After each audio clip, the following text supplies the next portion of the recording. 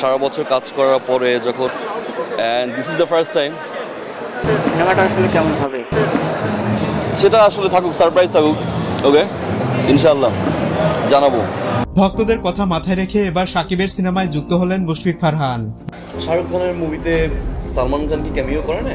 আমি বলছি সে সরি, সে thank you. There is someone who is big star, fans, followers, শুভাকাঙ্ক্ষী বা ওয়েল উইশার যাই বলে না কেন সব। বেশ কিছু দিন ধরেই ফারহান ভক্তদের দাবি ছিল শাকিব খানের সাথে এক সিনেমায় তাকে দেখতে চাই। অবশেষে সকল প্রত্যাশা পূরণ হতে যাচ্ছে। অলরেডি ঢালিউড মেগাস্টার শাকিব খান আগামী বছরের ঈদ উল ফিতরের একটি সিনেমায় চুক্তিবদ্ধ হয়েছেন।